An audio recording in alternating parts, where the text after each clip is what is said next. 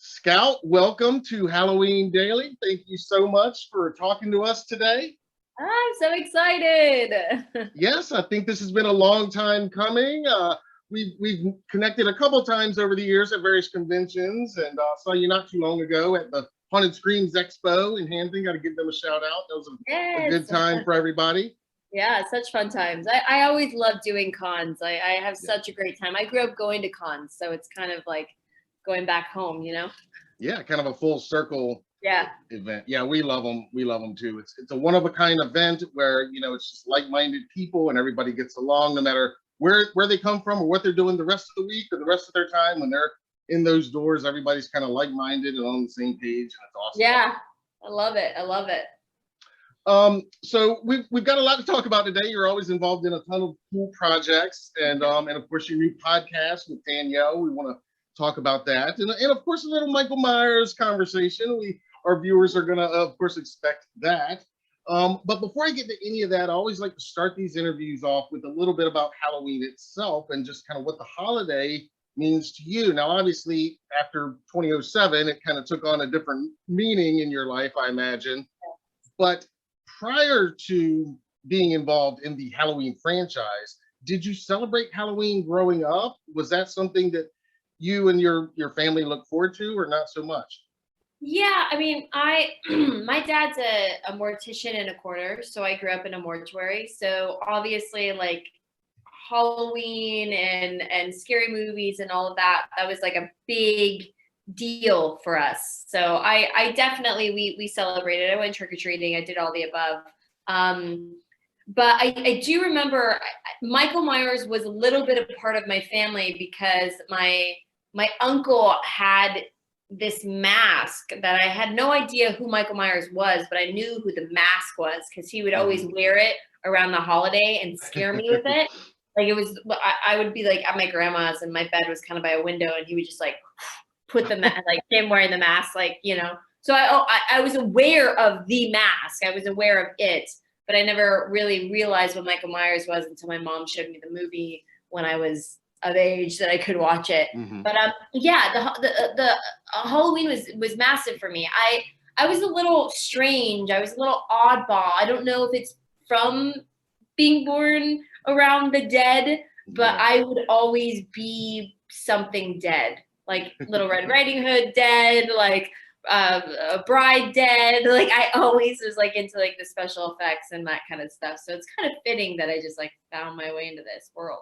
Yeah, it sounds like it. And I've heard you mention this on your podcast before, and you just mentioned it that, yeah, growing up in the environment you grew up in, so Halloween was a big deal for you guys. And what did people come trick or treating at the mortuary and No, okay. I didn't have a lot of friends because no one wanted to come over. No one wanted yeah. come over to my house. So no, there wasn't too many trick-or-treaters at the mortuary because not a lot of people knew that people lived above a mortuary, Yeah. But unfortunately I had a lot of imaginary friends, probably a little bit of help from the dead. But that's a whole different story. It's crazy. I had this imaginary friend when I was really little, and my dad like asked me one day, like, what's her name? And I was like, Star. And this was like before I knew my middle name was Star. And he was like, oh, what does Star look like? And I like described what Star looked like. And my dad, like, I guess it like just went pale white. And he showed me a picture and I was like, yeah, that's Star. And I guess my dad had buried a stillborn that was named Star that was identical to what I was like describing. Apparently, I was like, wow. But he told me this later on in life. So it was like, you let me talk to dead people. Yeah, you really did. Wow. Well, I mean, again, just growing up there, I mean, I would imagine that, yeah, there would have to be, if any place is going to have spirit activity like that. Yeah. That would be the place. Exactly. I'm not afraid of it either, So I'll welcome in whatever energy needs to come over here. And like you said, I imagine that probably has kind of informed a little bit of your life going forward, even subconsciously, kind of being in, not afraid of some things that might weird some people out or Yeah. freak them out.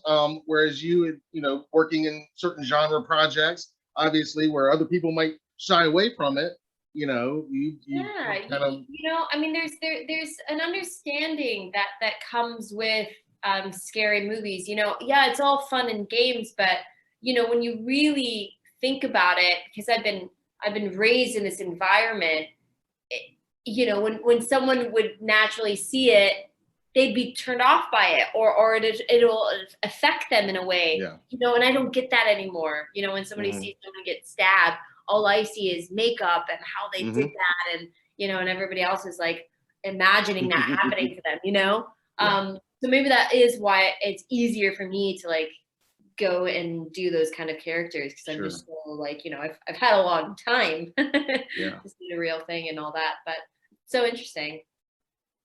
And one more on Halloween the holiday, or two more actually. Yeah. What is your favorite Halloween costume that you've worn? And this could be from childhood or from adult times, and your favorite Halloween candy. We always got to ask these.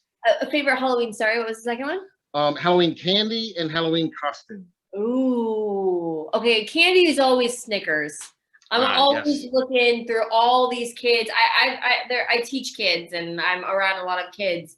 And luckily, they always, because I'm too old to do trick or treating, but I do it with them anyways. They Yeah. give me a bag, and I'm always like trying to find the Snickers.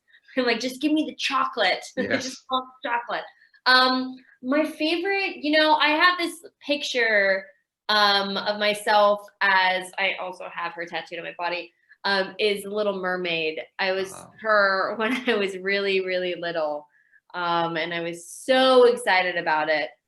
So I think that really stuck with me, was being Ariel for Halloween. Oh, I love that.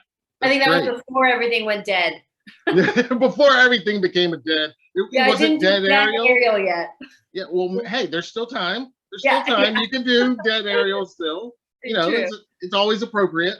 I also last year I was a stormtrooper, Oh, which nice. I had wanted to be for so long, but everyone was like, "No, you have to be something pretty and girly," and I'm just like, "No, I want to be a stormtrooper." So Yeah. I was a stormtrooper in Hawaii. Oh, very cool. Yeah. That's awesome. Very cool.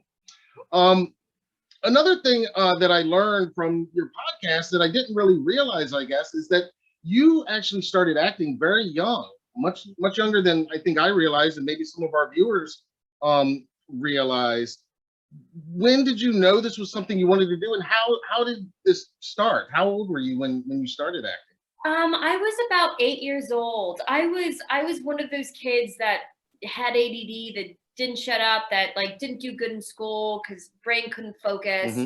So where the way that I expressed myself was creativity and playing characters and doing that sort of stuff at home. And Yeah. my parents took me to one of those scams, in LA. They have a ton of them. Here, Hmm. your kid will meet someone from Saved by the Bell and get an agent.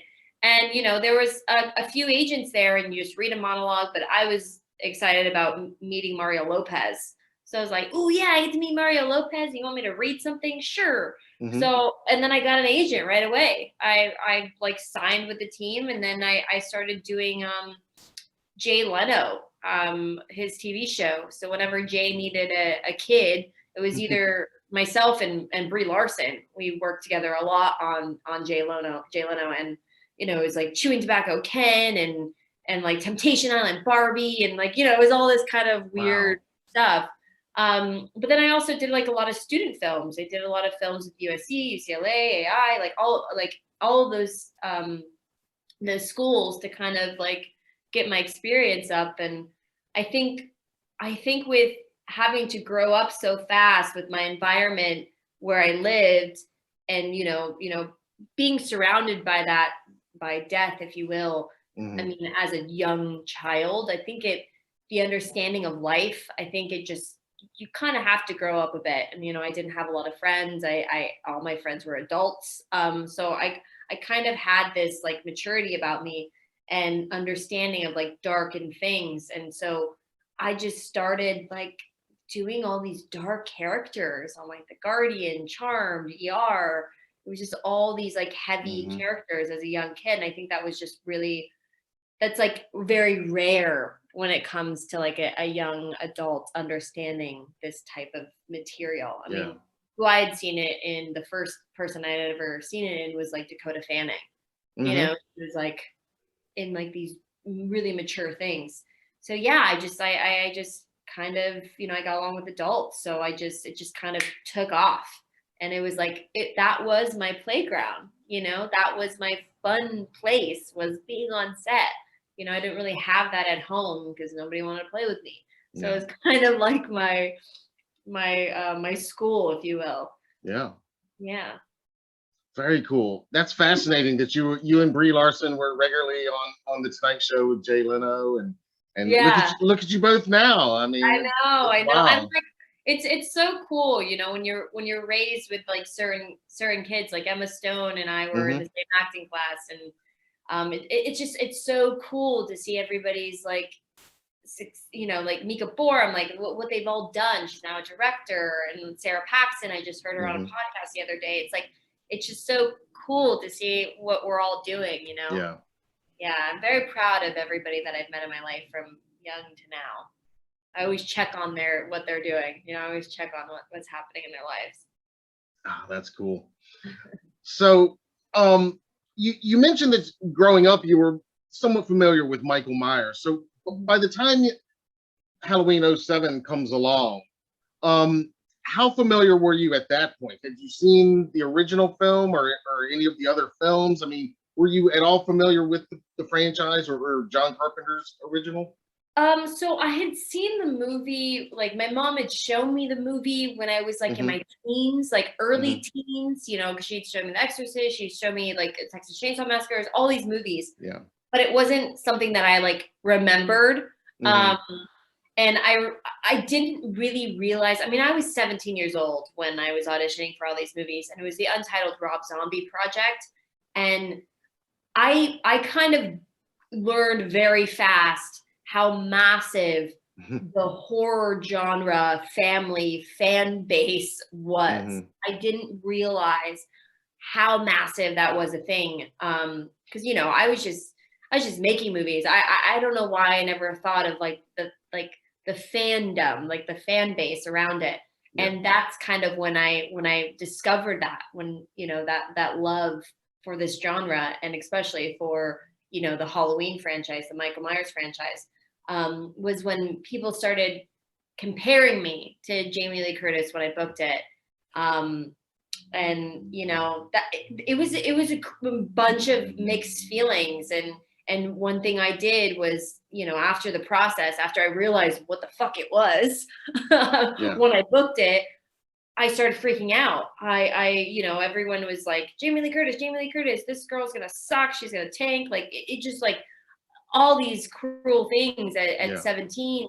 And I remember I popped in the movie like almost one of the days before one of the days before filming. Um, and I was like, oh my God, I've got to be like this woman. Like I'm going to let all these people down. And I remember I walked on set, and, Rob had read everything that was going on, and he kind of pulled me aside, and he was like, I cast you for a reason. I didn't cast Jamie Lee Curtis. I cast you. Like, this is your Jamie, Right. you're Laurie. So I was like, okay, all right, well, I've got to like let that nervousness go away, a Yeah. bit. But I kind of got a fast knowledge of the franchise and the fan base before the first day of filming. So I was kind of prepped and ready, and just like, just worked my hardest just to kind of, let that all go, and just, play Laurie how I saw her and how I felt. And yeah. Yeah. Well, I mean, it definitely is a great performance.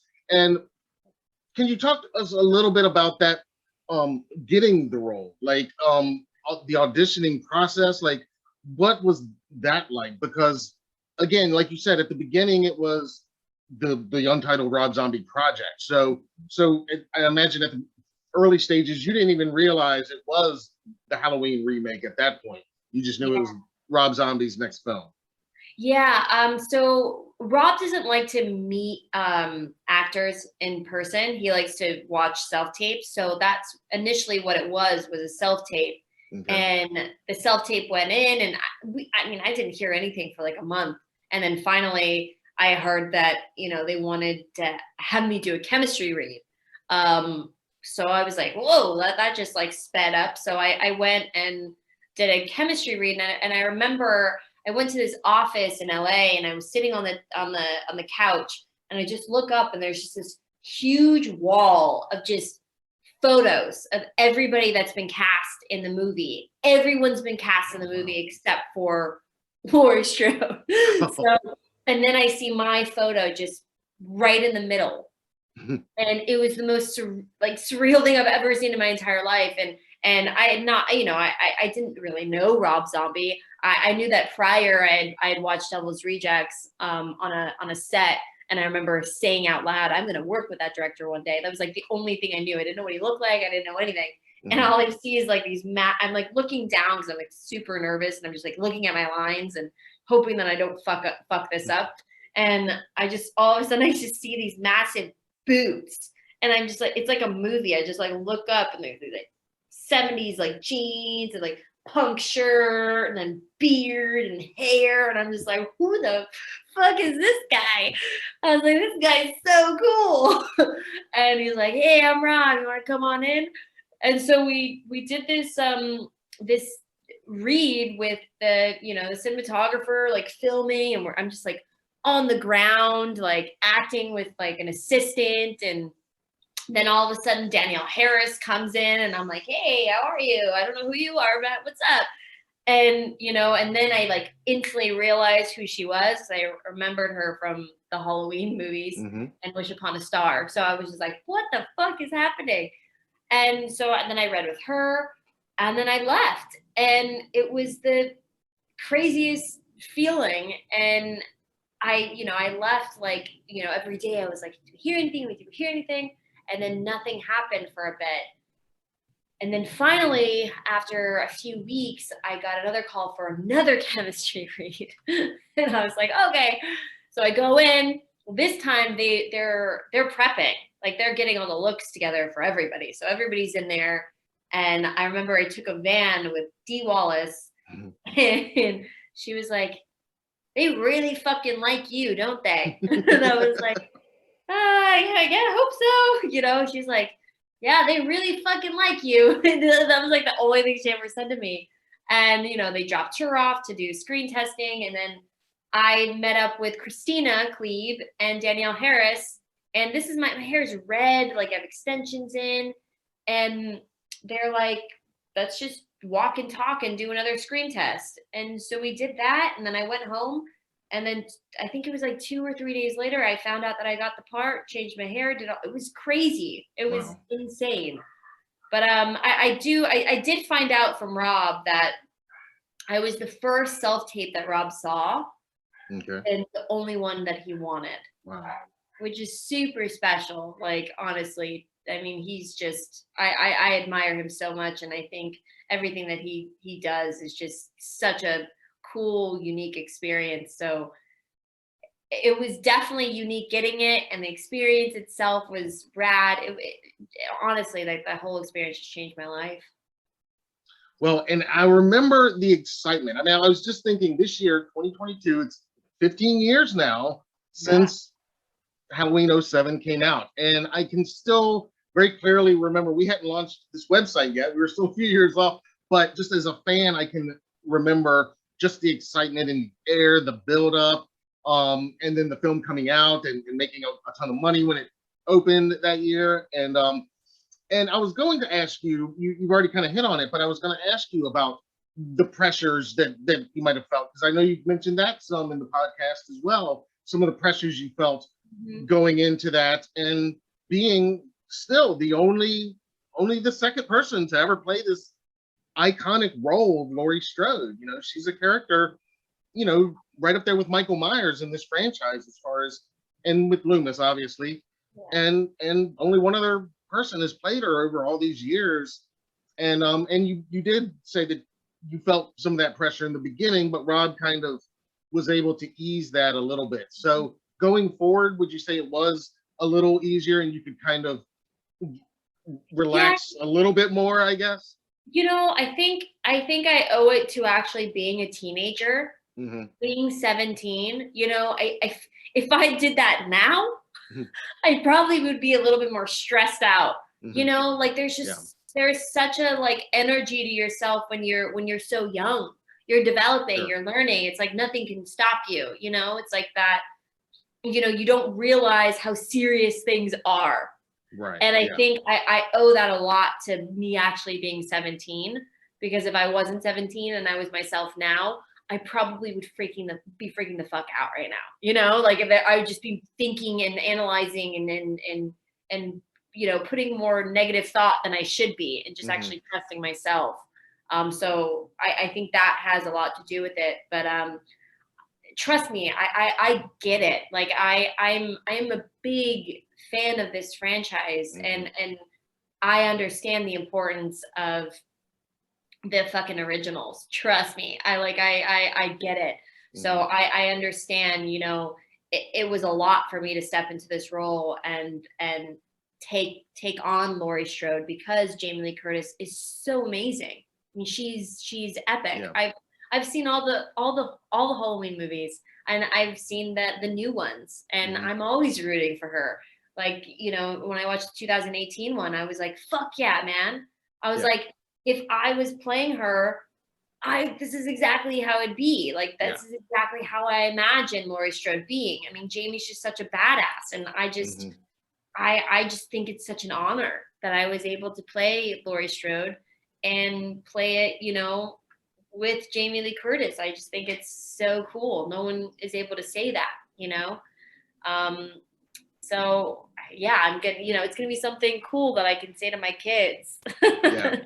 Be Yeah. like, Oh, absolutely. yeah, show them the original, and then show them mommies, and then show them what they did with them later. It's just like it's just so cool. I did hear I did this press junket the other day for a movie that I have coming out, and someone said that Jamie had mentioned me in an interview, and I haven't met Jamie, and I would love to meet her.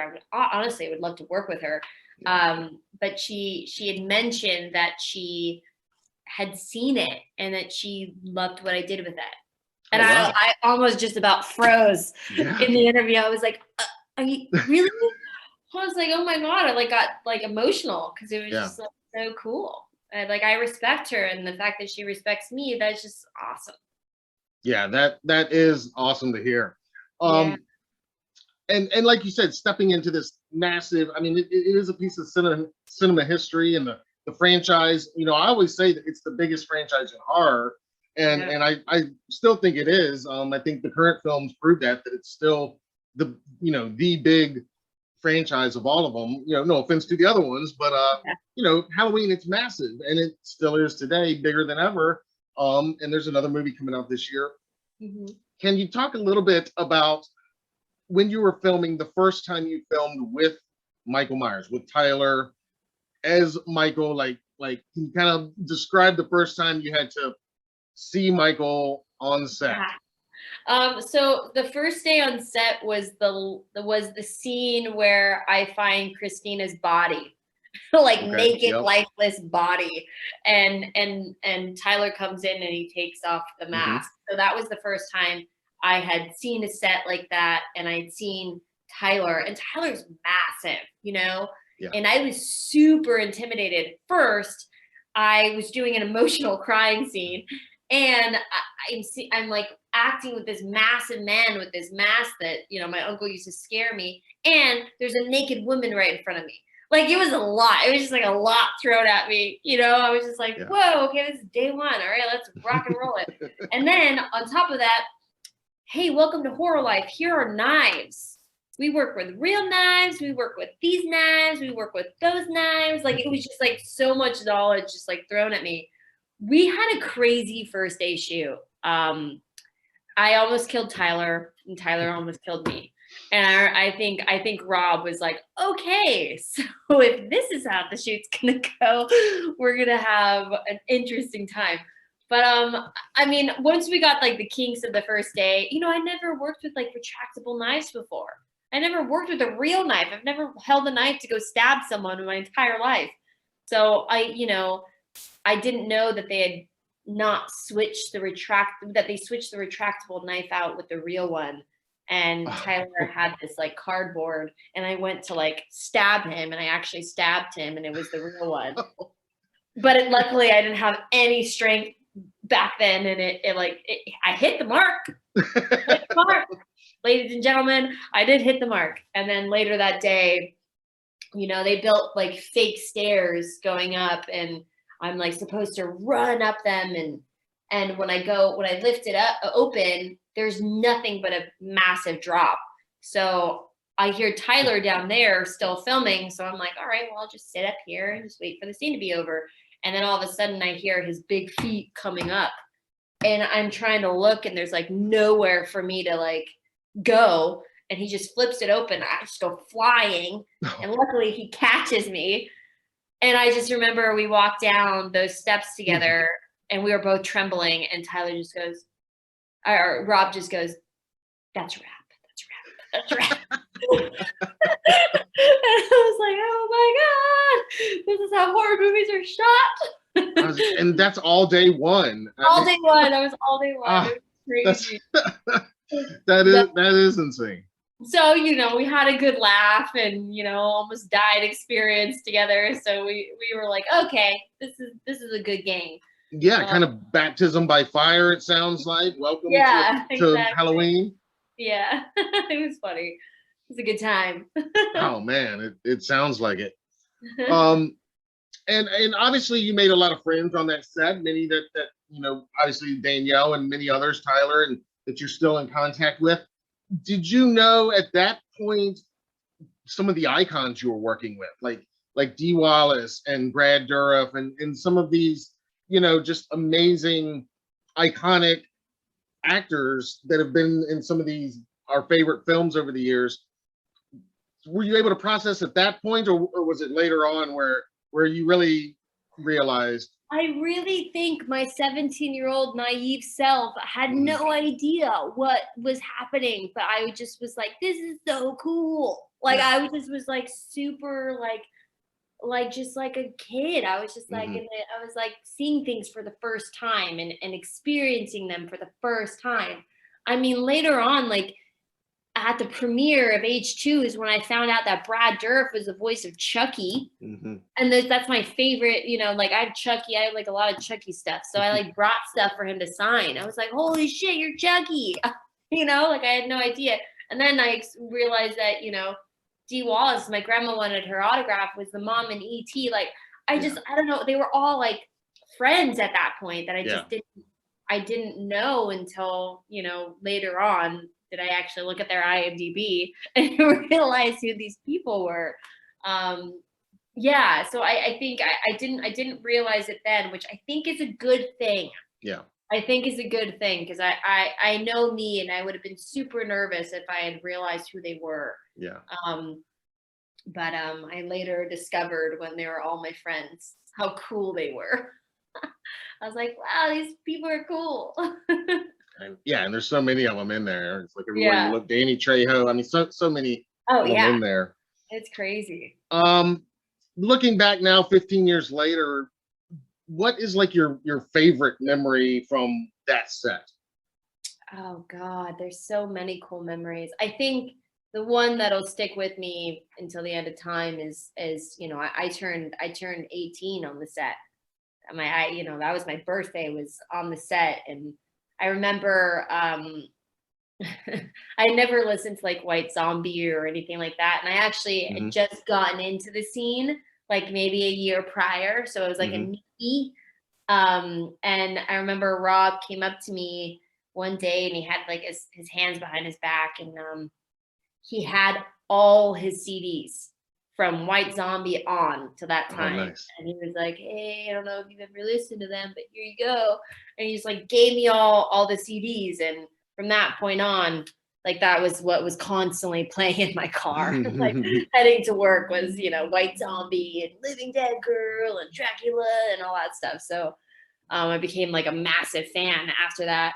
And then later on that day, they brought like a massive cake and everybody came and like sang me happy birthday. And I was like blowing out these candles and they were like not going out. And I kept blowing and blowing and blowing. And then everybody started laughing at me. And then I realized that it was those candles that you know, blow and blow and they don't go out. Yeah. And I just looked and everyone's laughing at me. And I don't know why. I just grabbed cake. I just grabbed it and I had it in my hand. And I went to Tyler and Tyler just went, like gave me that like scary, stern look. And then I looked at Rob and Rob just runs. He just runs. And so I was like, cool. So I ran after Rob and I smashed it in his face. And he smashed it in my face. And God, it was such a good time. It was so fun. Like who can say that, you know, had a cake fight with Rob Zombie? That's really fun. Yeah. Yeah, and I have this photo of me and Rob in the trailer. We just have cake all over our face. So that's awesome. I love him. I really do. I definitely adore that man. Oh, man, that does sound like a great memory. I mean, Yeah, your birthday, and there you are on the set of this massive movie, and yeah, like and everybody's there. You're playing Laurie Strode. You're like what? Like crazy. So cool. So cool. I'll never take that for granted. Never. Yeah, that does sound like a cherished memory to take forever. Yeah, most definitely. So, do you remember when was the first time you saw the finished film, and what did you think the first time you saw it? You know, the first time I saw it was at the premiere, and I invited my whole family, all my family, including my grandma. And I remember. Sorry, what about, was the uncle that used to scare you? Was he? Yeah, was he there too? Oh yeah, he was. Did you guys reminisce about how it started with him, and now the real Michael is actually nerding out, man. And all man. Like my uncles were massive Rob Zombie fans, and I had no idea. So they were like nerding out. They were having such a great time. But I do remember watching the first scene of Halloween, which is, you know, that fight scene with the family with Jerry and everybody and Anna. And I remember I just turned around and I looked at my grandma and I was like, I'm so sorry. Like I just didn't realize how violent and like, you know, crazy it was gonna be. And my poor grandma's like, you know, in her 70s, and she's like, she looks terrified already. And you know, that film is so brutal. Yeah. It was crazy. And you know, filming it's not brutal. Like it's fun. So that was the first time I'd ever seen, you know, I filmed a horror movie and had such a blast and laughs and giggles, and then seen it on screen and you see yourself. And it was a cool, like, out of body experience that I, you know, for the first time, that I'll never have again, because I don't ever get that anymore. When I watch movies, I'm like, okay, it's just like that first, you know, that first one that you'll get. But it was a cool experience seeing it for the first time, for sure. And I imagine so, especially being there at the actual premiere with everybody around, and a lot of them probably seeing it for the first time as well, and a packed atmosphere like that. Yeah, it was cool to see like the jumps and stuff that everybody was like, you know, reacting to, and you know, the applause at the end, and then everybody coming up to you and telling you what a great job you did and all that stuff. It was cool. And then, you know, it being released, and then seeing how well it did and all of that. It was definitely one of the like highlight years of my life, for sure. And like you said, it came out, it was a huge box office success, and it really revitalized the franchise. And you know, there had been a few remakes before then, but then it really, you know, the remakes of every horror movie took off after that, the ones that hadn't been remade already. And but did you have any time to really soak it in before finding out that it's time to do it again in H2? I mean, how quick was the time frame from the release to when you found out we're going to make a sequel?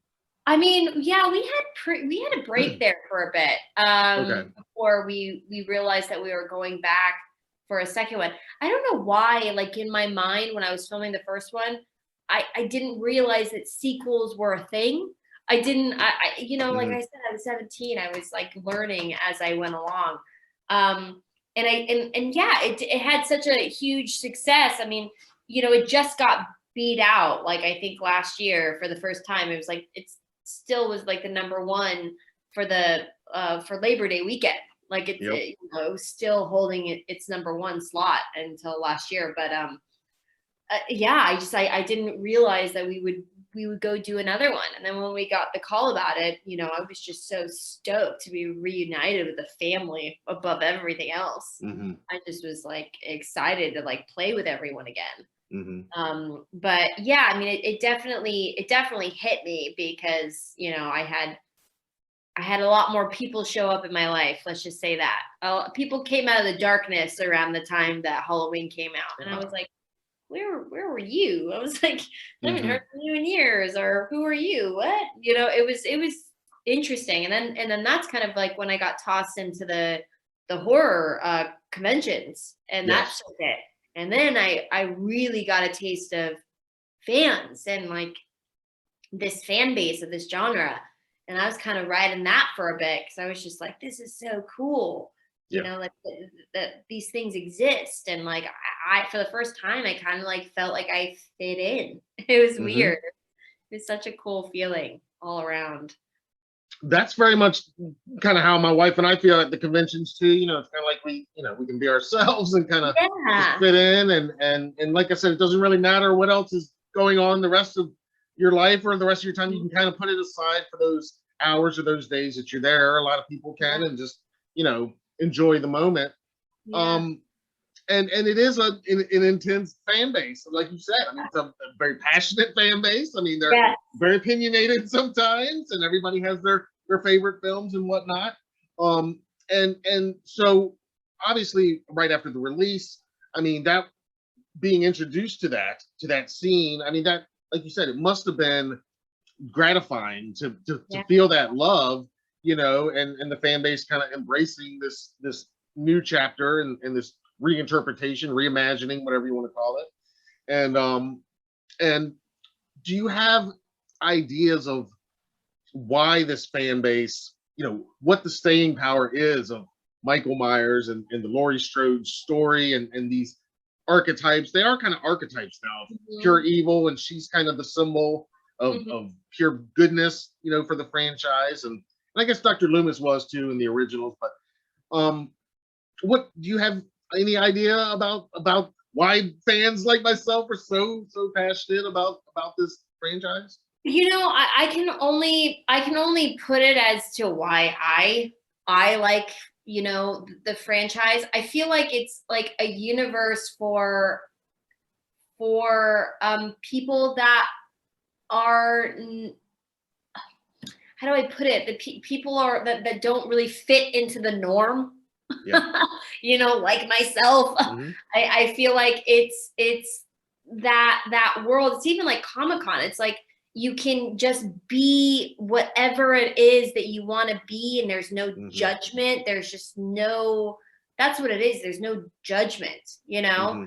And that's what we strive for every single day, I feel like, because I constantly feel like I'm judged every single fucking day that I go outside the world. And you know, there's also, I do want to note, there's a loyalty with this fan base that is unbelievable.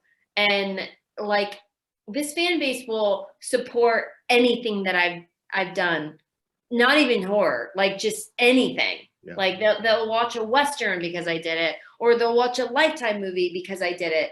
It's honestly what has, I know this is going off topic a little bit, but it's honestly what has made me want to be a director, which is what I'm doing this year, because of the loyalty of this fan base that started from the Halloween movies. It's just, it's crazy how much this kind of stuff has changed my life. But I just feel like it's a certain group of people, and people don't realize that you know, that these people exist. I didn't realize until I started going to horror conventions, until I realized where I actually fit into the mold of people, you know. But I just think it's I don't know. I just think it's a very unique a unique thing with this genre for sure. Absolutely. And there's a lot of love in it, you know. I mean, there's a lot of love in the genre, where there's a lot of killing and a lot of blood and guts in the genre. There's a lot of love in the fan base. And but see, fandom. some people don't get that. Some people wouldn't understand that. And like, it just, like I said, it takes a certain type of person like to understand that. It is. I think that's true. It's all love. Absolutely. Absolutely. So just moving in just a little bit on H2, was the vibe similar to, like you said, it was kind of like Coming Home. Was the vibe like the first film, or was it different on that one because it was a sequel? You know, it was the same, but then there was also some difference, especially when it came to like the Weinsteins. The Weinsteins, I think, realized what big success the first one was. So they were very like hands-on with the second one, because they wanted it to be equally as successful. And all they were seeing is cha-ching, cha-ching, cha-ching. And they weren't seeing the love part of it. And all of us were there for that. And you could tell that Rob was way more stressed out. Like it was turning into like he was being controlled a lot, which, you know, when the part of, you know, the first movie, why it was so successful was because Rob could do whatever he wanted. He did his vision.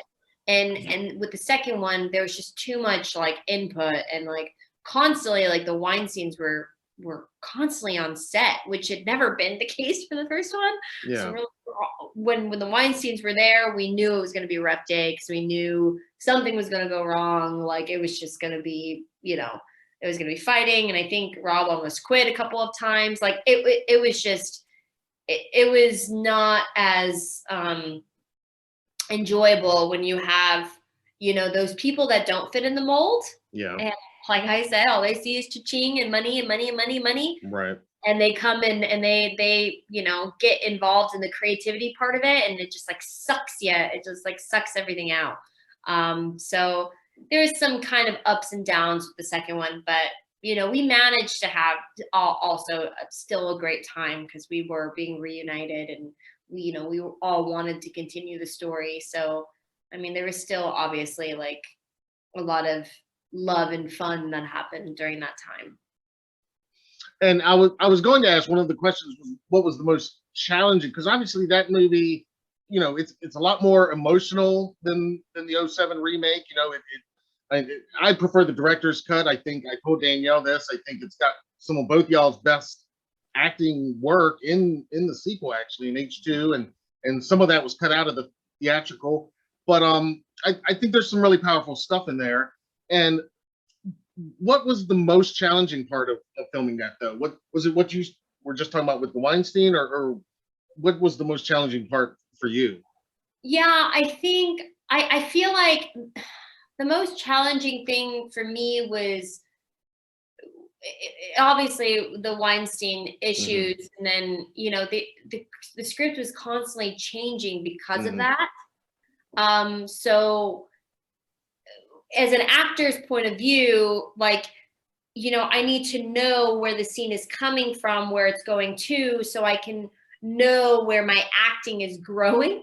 And a lot of the times we would just be filming a scene, and they would say, oh yeah, this has to be added now, and it's going to go after this scene. And I'm like, but in that scene I was frantic, and now all of a sudden I'm happy. Like it was just like, it was just up and down, up and down, up and down, up and down, up and down, you know. And I think that was the most stressful thing. And the only thing, the critique that I have for H2 for myself is I'm watching that, and sometimes Laurie is just like, you know, she's going through all these emotions, but the up down roller coaster was had a lot to do with the scenes that they were constantly adding to ease the Weinsteins.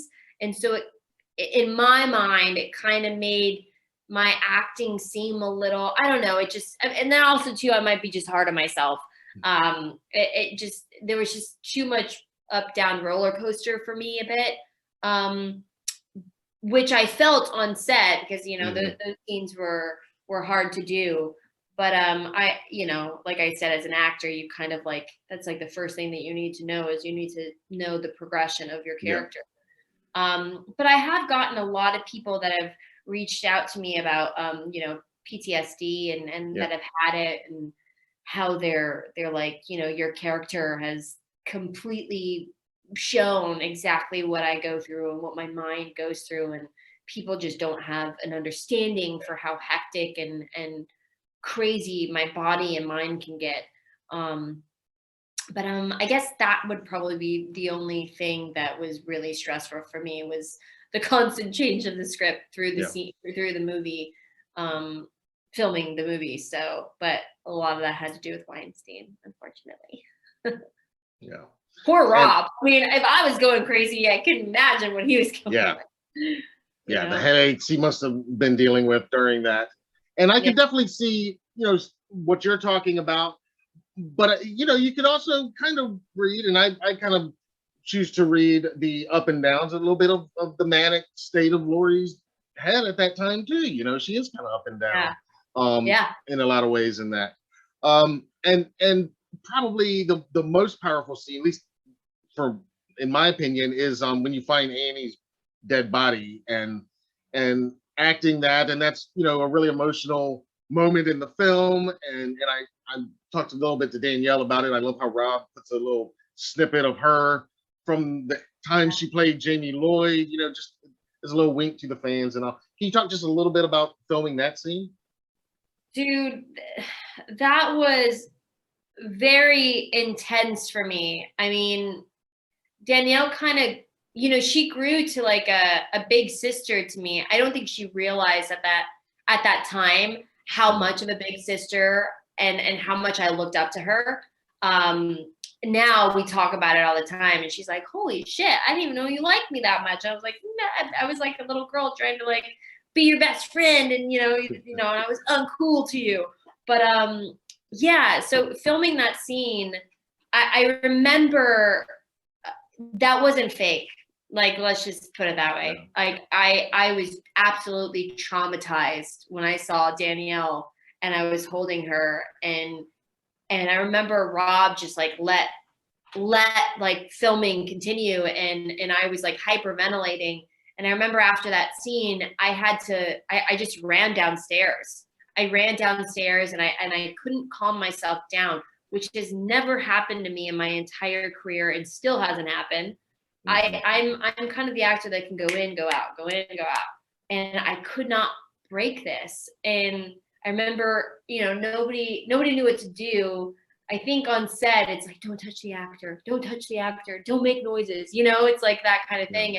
And normally what I need to get out of something like that in real life is like a hug or someone to make me laugh or something. And I remember Tyler was I think got crafty, and he came walking up and he could see that I was like hyperventilating. And I remember I looked at him and I was just like, that was so hard. And he was like, he looked at me a long beat, and I'm just like looking up at him and I'm crying and I'm waiting for him to say something to me, and he's not saying anything. And then all of a sudden he just goes, "I need a van out of here."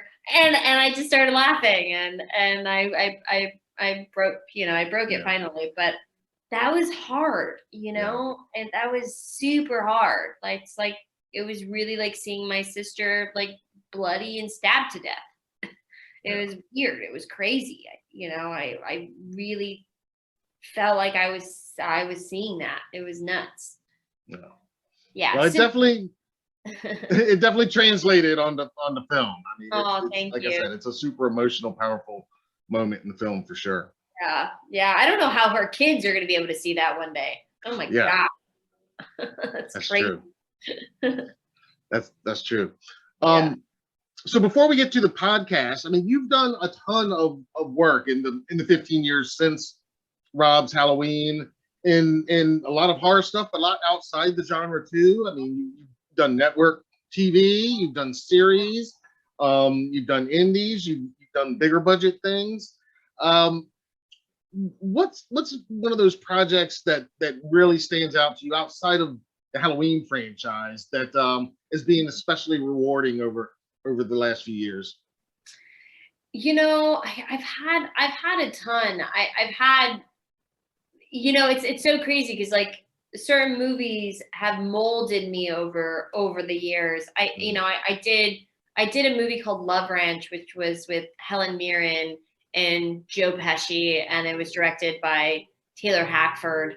And that experience and the lessons that I learned in that movie, especially the lessons that I learned from Helen Mirren, her and I became very, very close on that film, like shaped me to what I've become in my you know, in my 20s, to when I did, you know, the Runaways with, you know, Kristen Stewart and Dakota Fanning. And, you know, that experience was crazy enough because, you know, I originally went out for the drummer because I played drums, and, you know, I was passed on.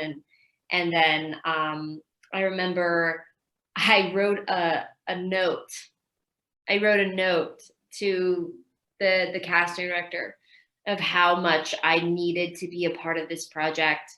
Like whatever it was, like even if it was one line, I just like, you know, I was a Joan Jett fan. I was like, I need to be a part of this movie.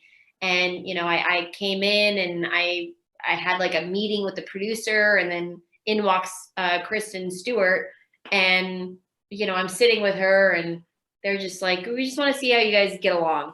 And so we just like, you know, there was just like an instant like friendship, you know, there. And so they offered me the bass player, and I had never played bass in my entire life.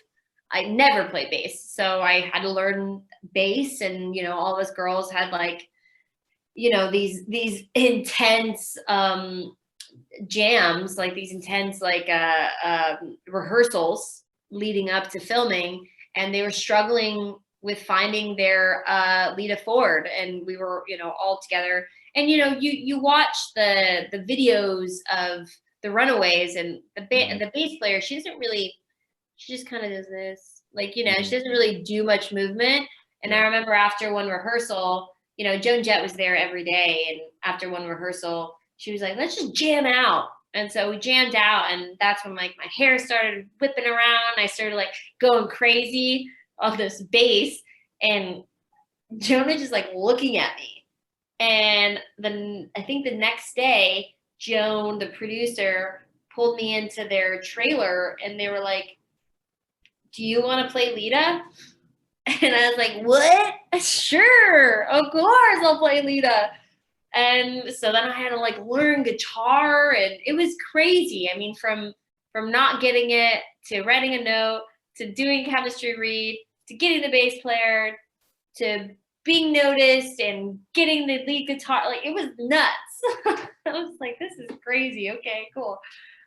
Yeah, so experiences like that, it's like I've had those experiences, those big ones like Halloween and Love Ranch and the Runaways, and I had an experience like that on American Crime, which is with Elliot Page now, and Catherine Keener. It's like those movies, you know, are going to be so special when it takes so fucking long to get them. Yeah. Like, you know, it's going to be such a great time.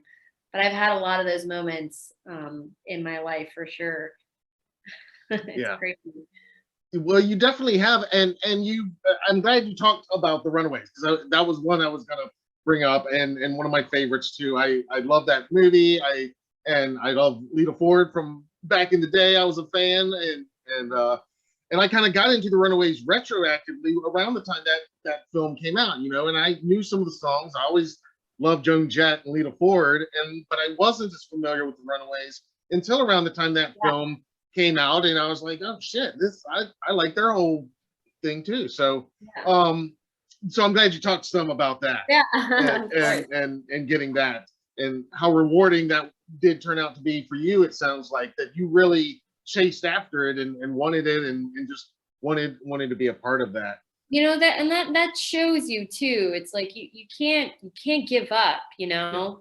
You really got to fight for what you believe and what you love. I mean, dude, I've been doing this business for 25 years and I still have to fight for what I love, you know. It's like just not handed to you in this career, unfortunately. No matter what you've done, what you've accomplished, it's like you constantly will still have to, like, you know, prove yourself to people. But I like that. I really do. It never gets old. You know, I'm never, you know, that one of that person that's sitting back and going, oh yeah, things are just handed to me. It's like, no. I got to fight and like really prove that I love this thing.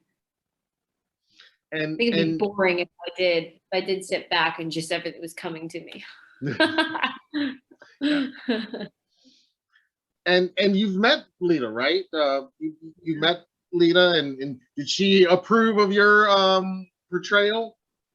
Yeah, you know, Lita, I met Lita for the first time. I drove down to go see her in Lake Tahoe perform.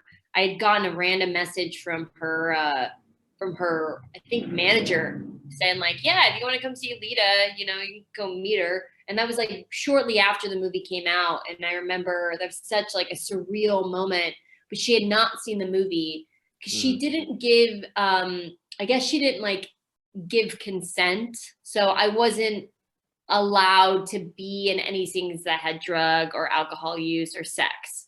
So that's why a lot of my stuff, I wasn't in those scenes. If you look back and watch it, you'll notice. But I think there was, you know, as much bands have, there was like weird blood going on between the girls. And now I've heard that they've kind of, you know, Lita and Cherie often will play together. And, you know, so they've like kind of fixed tides. But now that I've seen Lita, I see Lita all the time. I see her at cons. I'll if I'm in an area where she's playing, I'll you know, shoot her a text and be like, oh, I want to see you tonight. And she'll give me some tickets, and you know, and she came to my birthday party and we had like a jam session. Yeah, she's like super rad, but she's seen it now, and she said that she liked what I did, so that's cool. I love that. I still keep on trying to talk to Lita. I'm like, we need to make one of your life, man. Yeah. Like, have you read her book? Her book is awesome. I haven't read it, but I need to. Oh, her stories are nuts. It's crazy what she's been through. Well, you need to stay on her of that, because I was actually thinking that as you were talking about Runaways, I was like, the spinoff, have you now today portrayed Lita in the spinoff? You know, it's still kind of the same universe. It'd be so cool to see that. I really think that would be such an interesting movie. Maybe one day she'll do it, maybe. Oh man, I think it'd be awesome. Yeah. I think it'd be great. Yeah, you gotta stay on her about that. We'll get the petition going. You hear that, fans? Get the petition going, and we'll circulate it.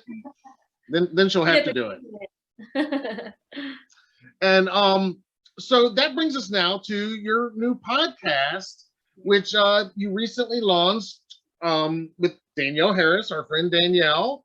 It's called Talk Scary to Me. And you guys are doing a great job. I'm a fan. I've listened to every episode. I look forward to it every week. And it's love, sex, and horror, and true crime. Now you're getting more into the true crime aspect of it. And it is that. Every episode, there's a little bit of all of that. You take fan questions and submitted questions and try to help listeners out in an entertaining way. And you share personal stories. You know, you guys, as I told Danielle, you guys are very, you know, honest and brave in your honesty and a lot of, you know, but I think it's a great way for fans to get to know you guys even more, because, you know, I thought I knew everything about you guys, but I learned stuff all the time on the podcast. And I think that's part of the fun. And another part of the fun, I think, I was thinking about this the other day listening to it, is that you guys are still kind of learning some things about each other as you go. Like, you've known each other, well, 15 years, but you're still every now and then surprising each other with stories about your your own past or just your own life, which I think is entertaining for us fans because we can just be a fly on the wall in those cases and listen to two people that we are already fans of to learn about themselves, and we learn more. So why? And I asked Danielle this, but I'll ask you the same thing.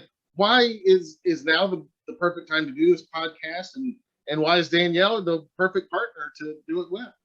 It's kind of like what I said back in the day. I mean, we weren't really that like close. We're obviously close in age, but being younger, it was just a little bit different. And now that we've gotten older, we just realize how much of like a connection that we do have and how similar we are as people, but also very different. So it just kind of clicked with us that, we both are very open and honest, and we both like the fan base, and we both like this genre. And when we were kind of like spitballing like what it would be about, we were like, well, it's kind of interesting because you and I do talk about like sex and love and like all these crazy stories all the time.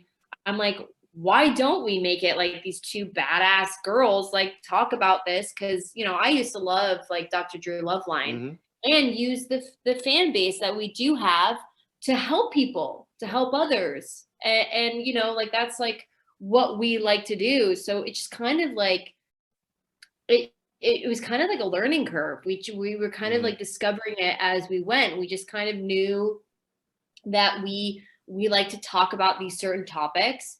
And are these something that we could help other people with? And it just kind of like all just fell into our lap, and then we just kind of like tried it, and it started to work, and we were just having such a blast. And then we discovered that we like true crime, and so we were like, well, fuck, let's add that in too, So it's like we're like what, 10 episodes in, we're still like discovering what this is, but it's getting great feedback, and people are engaging, and that's what we wanted, and we could honestly only hope for. And I think the listeners are having as much fun as we're having, then we're doing a good job, and we'd love to talk, us girls. We just love to talk about things. So I think it's just like a unique, another outlet that we didn't,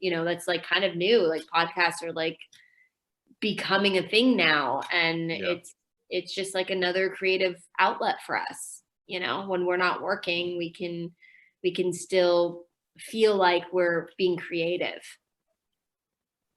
Yeah, and like you said, I guess a lot of it as to why Danielle is because you were already having these conversations in your own time, just in your own time anyway, and thinking, hey, maybe some of our friends and fans might be able to benefit or at least be entertained from this. And like I said, if more than that, yeah, I think it's going to help some people, in some ways. And that's definitely part of it too. I think you're addressing issues that some of your fans and some of your listeners have that, there's not a lot of other podcasts in this space, in the genre space that really goes there and is fearless enough to address some of the things that you guys are when it comes to relationships and stuff. And it's crazy, like with obviously there's a lot of sex now, like it's everywhere, it's like on every show, it's on everything, but it's still like a really weird thing for people to talk about. And I just like don't understand why it's such a weird thing, like and like I grew up that way, I didn't ask a lot of questions about it because it was like shame, we don't do that, or we do it but we don't do that, but it's like there's a lot of like issues, and I feel like the more open you are, the more like I don't know, like happy you're gonna be without like hiding that part of you. And especially with love, like I know when I would get into a lot of relationships that were not very ideal for me, my some of my friends didn't want to talk about it. They just were like, we don't, well, let's just not talk about it. Let's ignore it. But I feel like if people have this advice, it's good to talk about it. I think the more Sure. that you keep those things closed off, I don't know, it's like a part of you that's just like that will never be open your entire. If you imagine that part of you never opened your entire life and you just kind of like Yeah. put it behind closed doors, it's just like what that's not a life to live. No. You No, know? definitely. I think so. That's why, and also too, I think if more women see other women talk about this, then maybe we wouldn't be so ashamed about it. Yeah. There's this really weird thing with like, what sex means to women and what sex means to men. If we can all just like talk about it together, and Right. make it, a universal thing, because it is a Hmm. universal thing, you know, That's true. we'll realize how much we are similar to one another. Yeah, absolutely. Well, like I said, I love the podcast, and I think it does. It hits on all the different subjects, and it's got a little bit of everything, and it does give fans and listeners a window into you guys and into Yeah. areas of you guys' life, both professionally and personally that we didn't know as much about. And like I Yeah. said, I've learned a lot about it. I learned about you growing up, your dad being a coroner Yeah. on the show, and we've learned lots of interesting facts about you guys that maybe not everybody knows, and it's not on IMDb necessarily. And I Yeah. think it's going to get better as it continues to progress, and you Mhm. guys it just continues to grow. Yeah. So Speaking of Danielle, she just texted me because we're about to go record the oh, podcast at 12. So she was like, "Are you ready?" So awesome. funny. Nice. Nice. Very cool. Um, Well, you'll have to be sure to tell her we said hi and we send our yes, best, I and, will. we'll be listening as always. Um, Awesome. so I mean, you kind of covered, but at the end of the day, what are you hoping that your listeners and viewers of the podcast are going to take away from it at the end of the day? Just a good time, Yeah. honestly. Just that's what I want is someone to listen to it and have a good time. Yeah. Like that's it. Learn something. If you learn something, if you want to like Google something after, like I just want a good time. I Yeah. That's all. I just want someone to just have a fun time, have a few laughs. Like that's it. That's all. And if something else comes about that you like, we touch on something that might resonate to you or Hmm. help you, or you might have a further question that you're able to reach out to us and ask something like this, and we're able to go into something that you have. There's a lot of things, but honestly, just to have a good time. Yeah. Well, it's definitely a fun podcast. I recommend it, and I look forward to, like I said, new episodes every week. And I think it's just going to keep growing as more and more people do find it and discover it. So I keep at it, keep going with it, and we'll be here excitedly listening. Awesome. And I know you've always got exciting projects on the horizon. Is there's some new projects? I know you said you're going to be directing this year later. Is there some new projects coming out that you want to let our viewers know about that they can look out for this year? Yeah, I actually have a movie coming out on Friday, February 4th, called The Long Night, which will be in selected theaters and drive-ins and on all the outlets online, Amazon, all that good stuff. Okay. It's with Rich Ragsdale, who directed me in Ghost House. So it's Hmm. pretty an intense movie. So I'm very excited about that. I have a movie called The Chariot coming out in April, which is with John Malkovich and Thomas Mann and Rosa Salazar, which I play a woman who has a British perverted man stuck inside her. So that is fun. That'll be interesting. Yeah, that'll be really fun. And then I have a movie coming out called Triple Threat, which I play three sisters. So I don't Oh know how I wow. feel about myself talking to myself, talking to myself. That's going to be really funny. And then a movie called Model House, called Captive. Those are all coming out this year. I got a lot of stuff brewing, definitely. And also, the Texas Chainsaw Massacre video game I'm Yes. part of, which I can't say any more about that. But yeah, a lot of cool, exciting stuff, you know? I just hope to continue it this year. Yeah, and I was going to ask about the Texas Chainsaw video game, and I guess you can't say too much about it, but I mean, it was recently announced, and we know Kane is playing Leatherface, and I did see your post that you're involved in it. You were a part of it. So just briefly, can you tell us anything about what that was like, stepping into yet another iconic horror franchise? Just an honor. I mean, honestly, it's so cool. It's such a cool feeling to be able to go to another franchise that you admire so much and be a part of it in any aspect, whether it's a video game. It was such a cool time, and I can't I can't wait to share more info on that for sure. That's gonna be one that everyone's gonna love. Very cool. Well, we'll definitely look forward to having you back on when the time's right and talk more about that. Awesome. Well, this has been amazing today. I know you've got a busy schedule, and I really appreciate you taking the time today to talk to us. I know our viewers are just going to love hearing from you and getting some of these fun memories from over the years from you. And I just can't thank you enough. And I look forward to our next conversation. Yay! Thank you so much. I had such a fun time. Thank you. Absolutely, my pleasure. And I hate saying goodbye, so we are Halloween Daily News. So instead, I'm just going to be the first to wish you a happy Halloween 2022. Yes. Happy Halloween.